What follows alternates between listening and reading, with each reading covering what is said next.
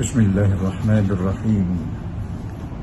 Assalamualaikum warahmatullahi wabarakatuh. Alhamdulillahi rabbil alamin. Wassalatu wassalamu ala ashrafil anbiya'i wal mursalin wa ala alihi wa sahbihi wa barik wa sallim. Subhanaka la ilma lana illa ma 'allamtana innaka antal alimul hakim. ولا حول ولا قوة إلا بالله العلي العظيم. رب اشرح لي صدري ويسر لي أمري واحلل عقدة من لساني يفقهوا قولي. رب يسر ولا تعسر رب تمم بالخير. قال الله عز وجل في كتابه العزيز بعد أعوذ بالله من الشيطان الرجيم. يا أيها الذين آمنوا كتب عليكم الصيام كما كتب على الذين من قبلكم لعلكم تتقون. صدق الله العظيم. Alhamdulillah, tuan-tuan puan-puan yang terahmati Allah, bersyukur saya kepada Allah kerana dapat kita bertemu pada hari ini di bulan Ramadan yang mulia, yang mana bulan ini adalah Sayyidus Syuhur, penghulu segala bulan.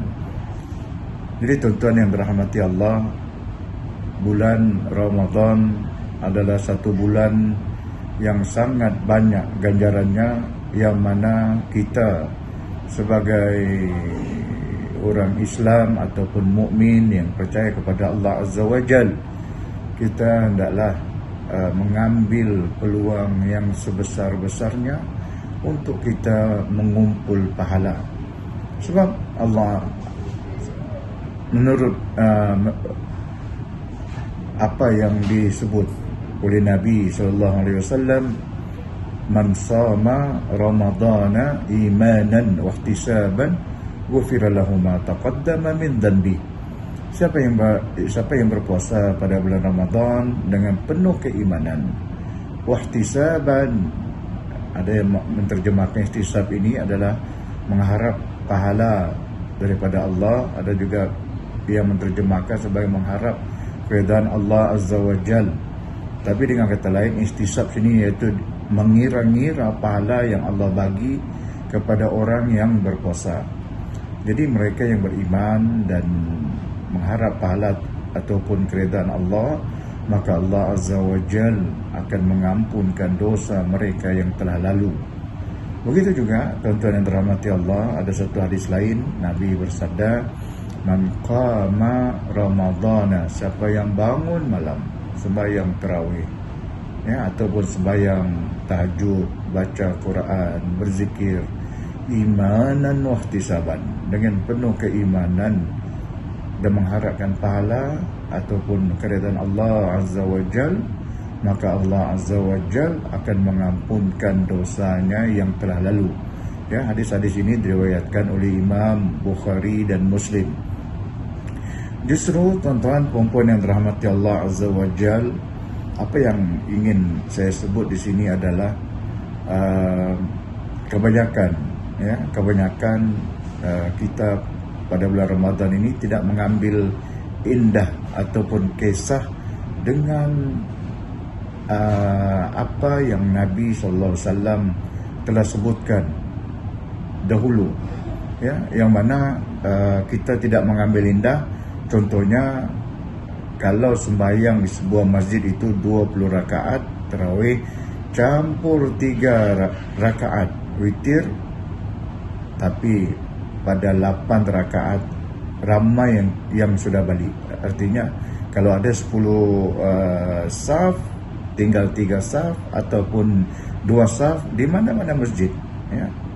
Jadi masalahnya, tuan-tuan yang dirahmati Allah Azza wa Jal, mungkin ramai yang tidak perasan ataupun ramai yang tidak paham ataupun tidak pernah membaca bahwasanya Nabi pernah bersabda, riwayat Imam At-Tirmizi, man qama ma'al imami hatta yansarifa kutiba lahu qiyamul lailah. Apa maksudnya? Siapa yang bangun malam, man qama. Jadi di sini kalau kita tengok dalam hadis, ya, seorang ulama bernama Imam Al-Minawi, ya, apa maksud man qama sini? Man qama di sini maksudnya sembahyang tarawih. Siapa yang menunaikan sembahyang tarawih bersama imam hatta yansarifa, sehingga imam itu pulang, iaitu lepas habis solat witir, kutiba lahu qiyamul lailah, Allah akan tuliskan untuknya beribadah sepanjang malam.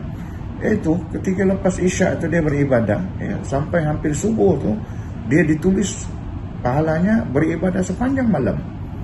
Jadi tuan-tuan yang dirahmati Allah, kita sebenarnya tidak mampu untuk beramal seperti Nabi SAW. Yang mana kalau kita baca riwayat Nabi SAW, kalau bangun malam dia membaca surah Al-Baqarah, Suratul Imran, Surah An-Nisa, Al-Ma'idah, Al-An'am, Al-A'raf dan At-Taubah. Jadi ini merupakan satu ibadah, ya, yang sangat panjang, yang Nabi sendiri bangun malam, ya, walaupun Nabi menurut riwayat Aisyah sama ada di luar Ramadan ataupun bulan Ramadan, Nabi akan sembahyang 8 rakaat campur 3. Walaupun begitu, kalau kita tengok riwayat-riwayat yang lain yang dibawa oleh para sahabat, Nabi SAW sembahyang 8 rakaat itu, ya, sembahyangnya tamat hampir-hampir subuh, ya, hampir-hampir subuh. Jadi sampai sahabat tertanya-tanya, adakah sempat mereka bersahur dengan panjangnya bacaan Nabi SAW ketika Qiyamul Lail, kan? Begitu juga seorang sahabat, Hudzaifah bin Al-Yaman, dia pernah meriwayatkan, ya, yang mana beliau telah mengikut Nabi SAW sembahyang malam, ya, rakaat pertama saja Nabi SAW membaca surah Al-Baqarah. Berapa banyak surah Al-Baqarah, tuan-tuan? Berapa ayat?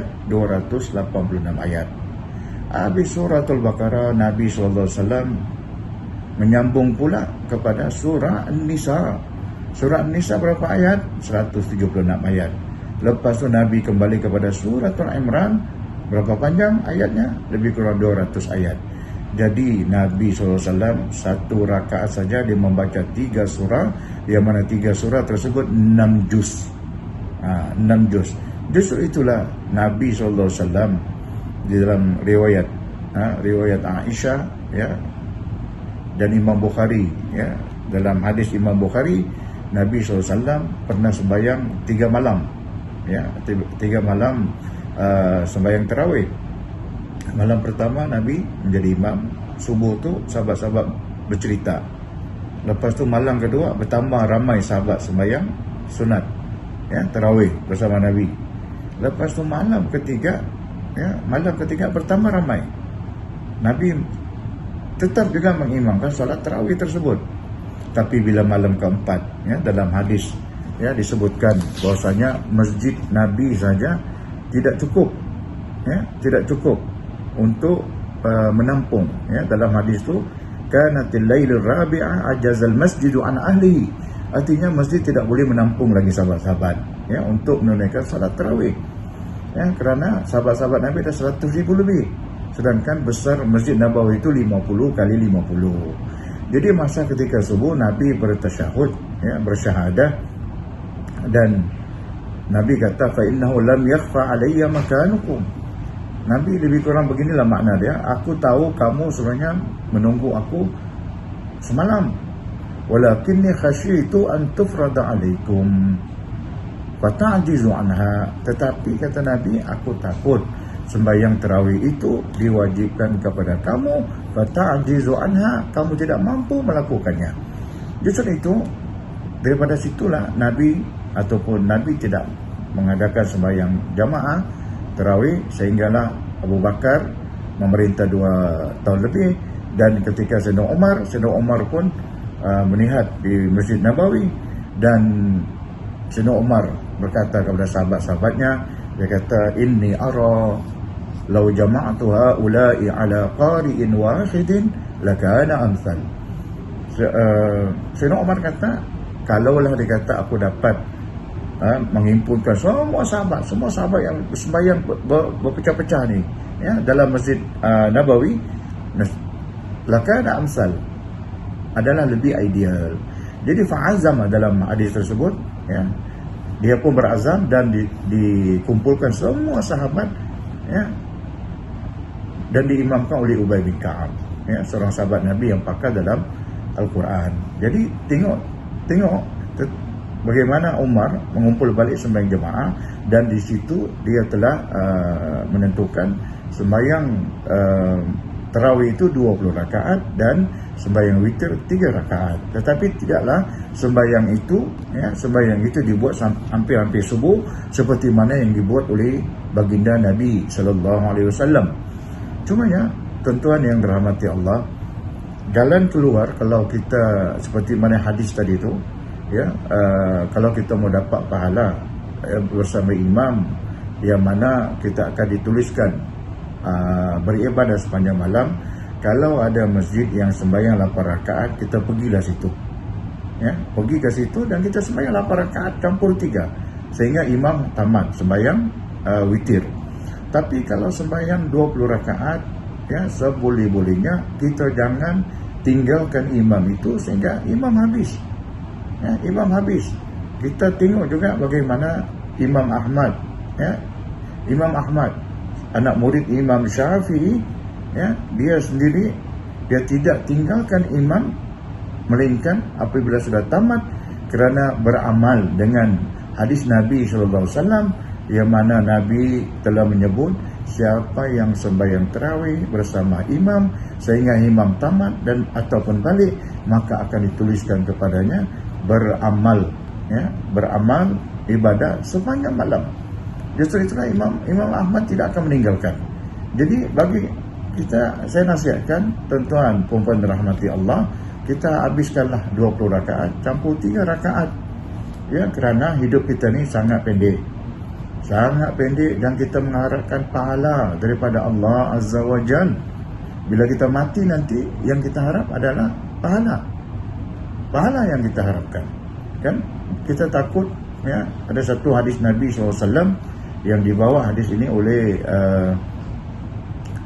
Abu Hurairah, marra Nabi sallallahu alaihi wasallam bi qabrin dufina hadisan. Ya, Nabi SAW melewati satu kubur yang mana orang itu baru saja dikebumikan. Faqala Nabi pun bertanya, man hadha? Dia tanya, siapa ni? Ya, qalu fulan. Mereka beritahu si fulan. Kalau kita orang boleh panggil si Anu itu, ya. Jadi kata Nabi bersabda, rakaatani khafifatani, 2 rakaat yang ringan, ya, 2 rakaat yang ringan. Apa maksud 2 rakaat yang ringan? Ada orang solat, dia takbir, dia tidak baca takbiratul ihram, dia terus baca Fatihah, lepas Fatihah dia tak baca ayat, dia terus rukuk. Rakaat kedua pun begitu juga, dia baca Al-Fatihah, tidak baca ayat, dan dia terus rukuk. Inilah dipanggil rakaatani khafifatani.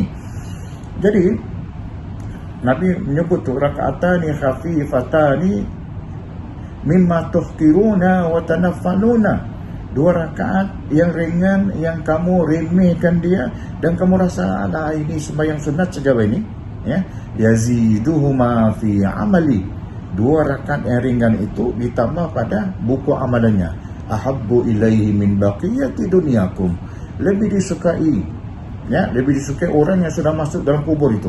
Yaziduhuma fi amali, Nabi tunjuk kubur tersebut, ya, ditambah pahala itu pada buku amalannya, lebih baik kata Nabi daripada baki dunia kamu. Apa baki dunia kita sekarang, tuan-tuan?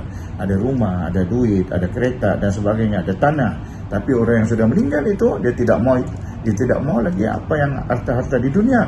Tapi yang dia perlu adalah pahala solat apa? Solat yang khafifatan, rakaatan yang khafifatan, 2 rakaat yang ringan. Cubalah bayangkan orang yang imam sembahyang 23 rakaat, tapi sahabat-sahabat kita, ya, sahabat-sahabat kita tinggalkan, ya, imam ketika 8 rakaat. Ya, ada 15 rakaat lagi yang perlu dia buat. Ya, bila dikubur nanti barulah menyesal. Kenapa aku tidak ikut imam sampai habis? Yang mana dapat pahala seperti beramal sepanjang malam.